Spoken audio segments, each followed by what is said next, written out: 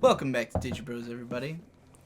On the last episode, we got into a deep conversation about the nature of cringe videos, which is funny because I was also going to bring up that what I've done in the last few days is pretty much nothing but watch Ethan and Hila videos. Yes.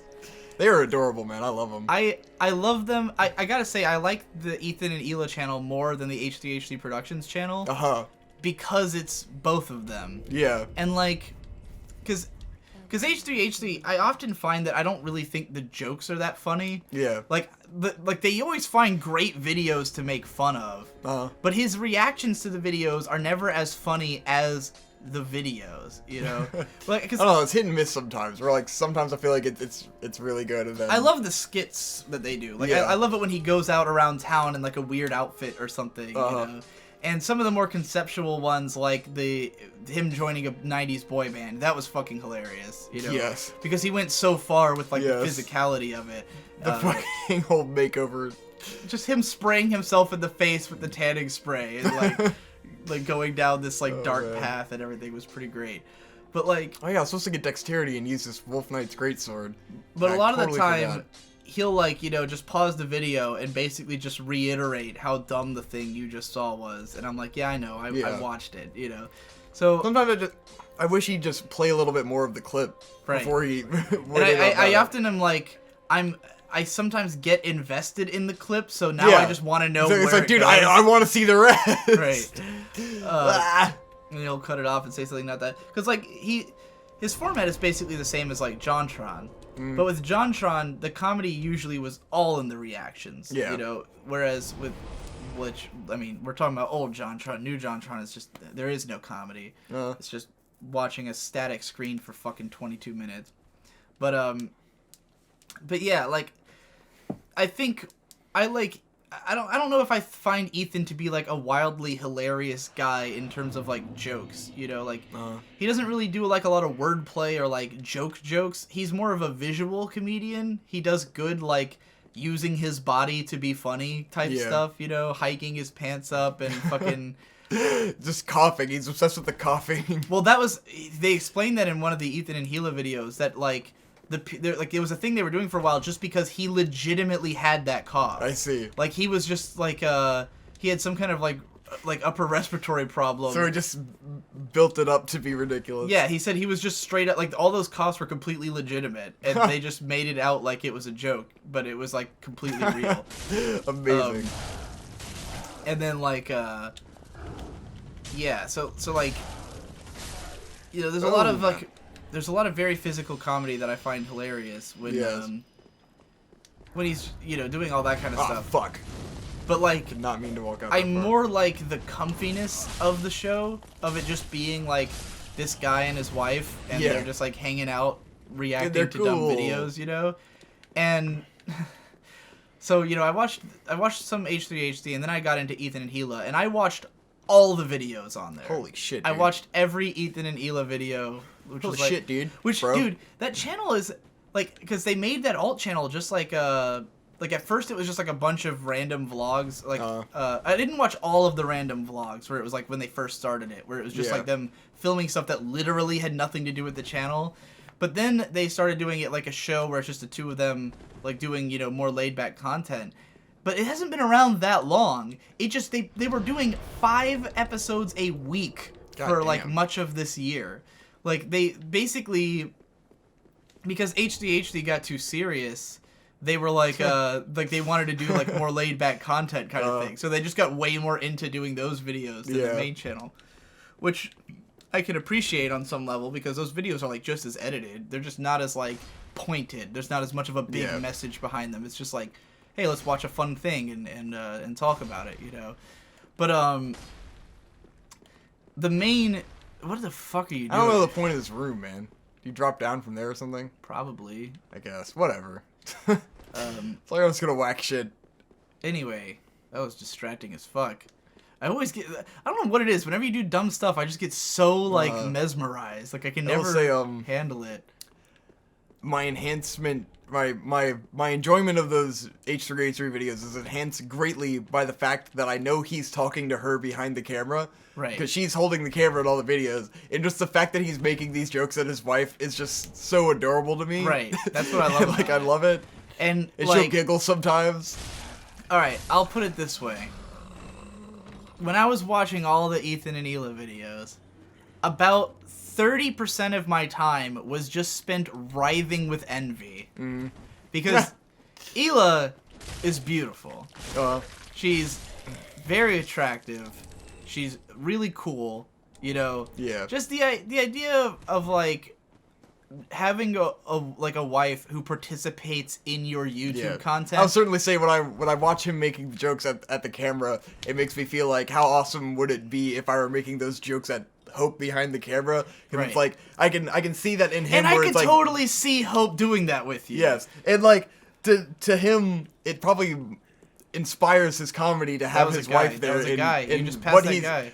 The jokes he's making are jokes that he knows she will find funny behind the camera, and like that's super just the cutest fucking thing in the world to me. But like it's for me it's like the fact that she finds this, like, she is also into this thing, you know, like she's just as passionate about these videos they're watching and just as into it as he is. So and it's his like comedy, you know. So it's like the two of them, it really is like, even though he's obviously the main like comedic thrust of it, it's both of their channel. Like they both care about the stuff that they're doing. They're both invested in it. You know, it's like a team. And like, not even just the idea of it, like obviously the fact that it's his wife is like, you know, is one thing, because I'm a total waifu type guy. Yes. You know, I would love to have a wife who is doing YouTube videos with me. But even beyond that, just having like a good partner for YouTube. Yeah. You know, like me and you do Digi Bros, but this show is like, you know, it's like we do it like once every so often, and it's like we have to really store up all of our energy and ideas, and we have to both be free and available, and it's like you don't take it seriously as a job. They live together and it's their career and it's all they do. Right. Like, it's awesome. Like, I was honestly considering starting up a show like that with Shade. Like, because you're going to be moving eventually, so I can't really do it with you. But I feel like Shade would be a good Hila. Yeah. Where, like, he doesn't talk much, but he just makes funny faces and will say the right thing at the right time, and he's attractive, you know? Because with the Ethan and Hila videos, I'll spend a lot of time just watching Hila, because she'll just make faces at the camera, you know? Like, she'll just smile and like be adorable, and it's fun to watch, you know? But, I'm trying my hardest to not make that sound creepy. I don't know if it sounds creepy. I get it, you know. You missed an item back there. The idea of it is adorable, and it's just like it makes you feel like you want that in a way. Yeah, and well, it's like, you know, as a YouTuber, I feel like I could do so much if I had, you know, like someone around to just record random shit with me, you know. Because like I love doing vlogs and stuff, but my vlogs, in comparison to that, my vlogs have no warmth. It's just me turning on a camera and ranting about something that only I care about, you know. And I always have that feeling like I love that my audience likes my videos and stuff, but like, you know, it's the kind of shit that if you watch it, you'd be like, well, I don't give a flying fuck about what you're saying, you know. Like, yeah, it's cool that you wanted to rant about our anime, but like, you know, I was gonna watch that one. I'd probably enjoy that. Yeah, maybe.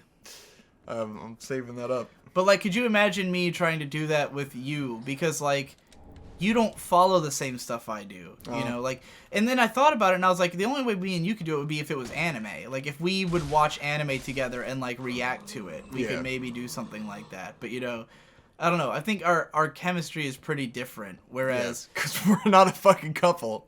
Yeah, but I don't mean like that. I mean, like, the way Ethan and Hila are remind me of... Because, like, for instance, the Devu is a really big fan of my old Digi Bro Never Shuts Up podcast that I did with Brandon Tolentino. And he was saying, like, Tolentino made such a perfect co-host, in his opinion, because he never really said much, but he would always make it sound like he was engaged in what I was saying. Yeah. And just be, like, a good springboard for, like, that 1 second that I was silent, he would say something, you know? And that's kind of how Ethan and Hila are, where like Ethan's almost always the one doing the talking, but then Hila is always there to fill in when he's not, you know. So like I think they make a good duo for that reason. Whereas like, you know, the problem with having Shade on Digi Bros is that Shade will... He doesn't fill in very well. Yeah, he doesn't fill in. That's why we don't usually have him on unless he's drunk. Yeah. Because when Shade's drunk, he'll fucking... He's like a totally different person. Yes, he opens up a lot more. He's more quick-witted. He's like... like, people don't understand who... Because, like, I've had people say, like, oh, you should bring on Shade more. And I'm like, you don't get it. He's, like, a totally different person when he's drunk. Like, the way he acts when he's sober is just quiet. He doesn't like having an opinion about things. He doesn't like talking about himself. He doesn't like sharing what's going on with him. He's just like I'd say he's gotten a lot better at that since he's been getting drunk. Like, even him sober now is more open than he used to be. Right. But, like, he just... Yeah, he's not a great, like... You know, on like always on type host the way I am, you know, the way Victor's learned to be. Where like me and Shade tried to do this Dark Souls Let's Play because I had been saying that I wanted to get Shade or Donson or Donson to like do a speed run of Dark Souls damn, 1. these dudes fucking freak me out, man. And we'd comment on it, and like we tried to film that and it just did not turn out well because like the controller wasn't working well and Shade was getting like so mad at the game that he couldn't even like talk, you know. So like Jesus. Are there illusory walls here? I don't think so. Are you sure? Yeah. So I would be like, Shade, you know, like I'd be giving a speech or whatever, and he wouldn't say anything. Like he wouldn't like make sounds to let me know he's listening. You know. So I was just like, this is really awkward, you know, and we just kind of stopped. Miserable. There's a gross dude over here. Oh shit. What kind of gross dude? The kind that crawls. Oh, those creepy crawlies.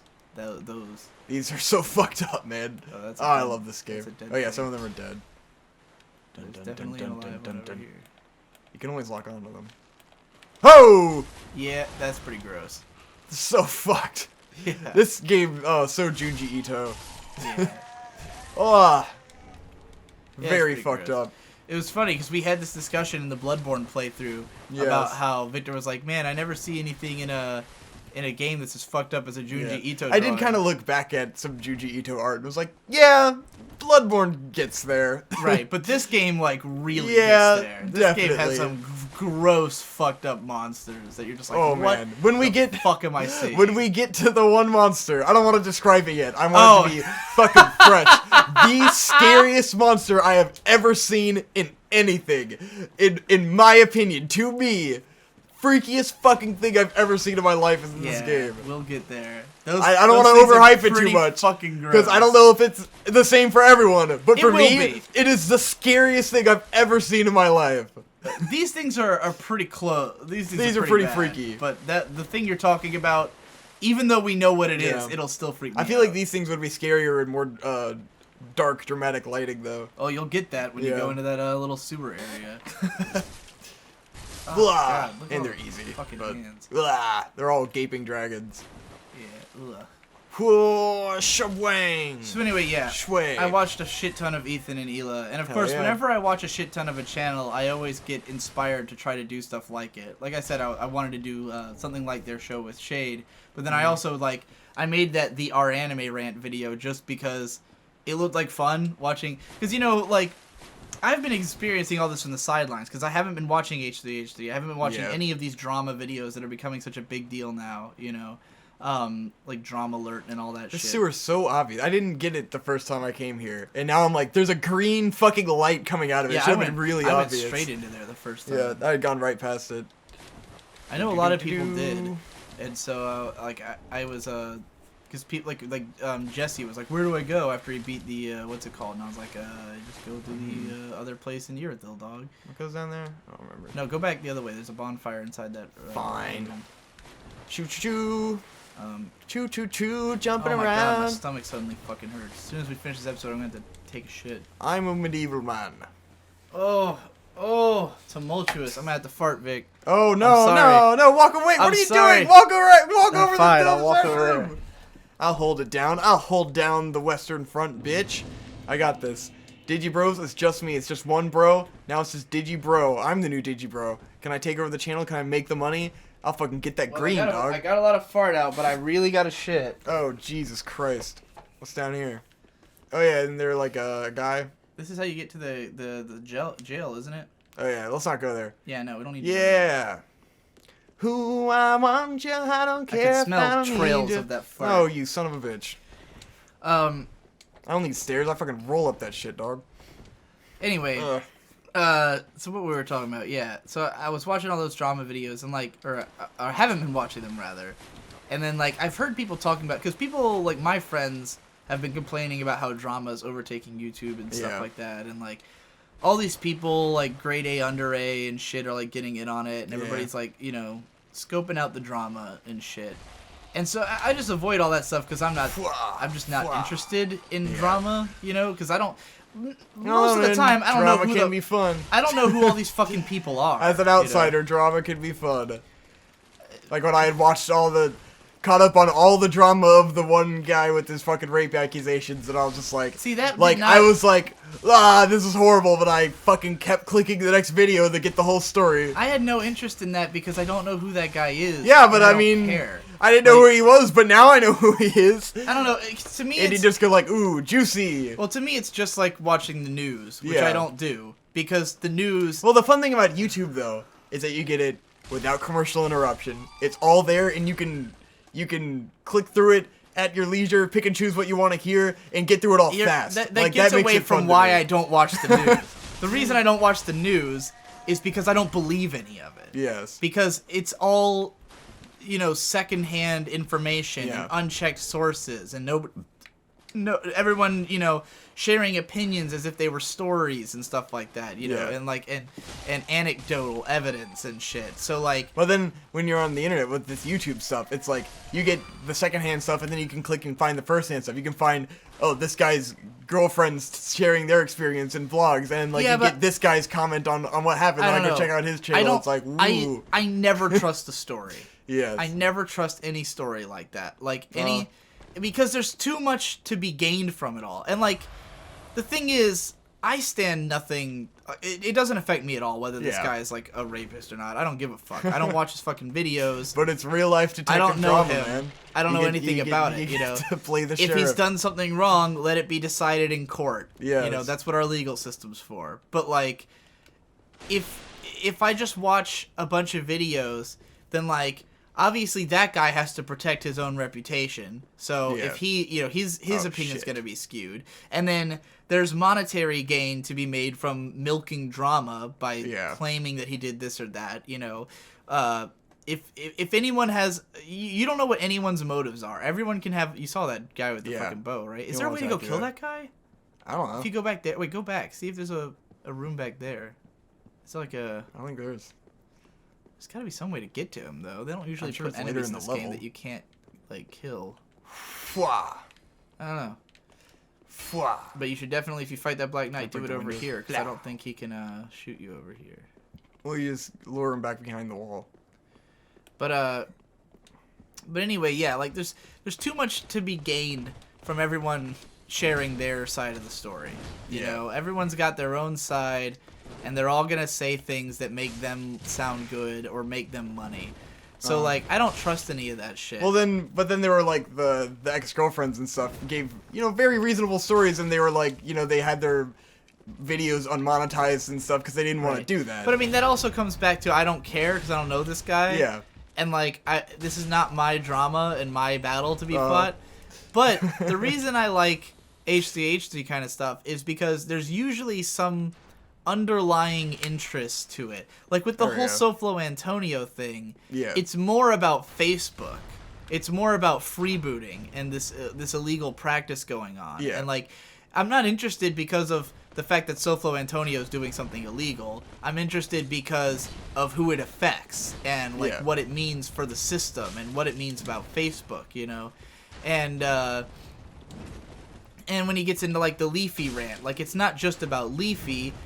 That's kind of like my Asterisk War series, where like I talked about the Asterisk War, but I'm really talking about all those shows. You know, everyone who's making these shitty fucking, you know, light novel adaptations. Shit, fuck. the Leafy rant is really more about everyone who's making fun of like autistic kids on YouTube. Yeah. You know, and how it's not a cool thing to do.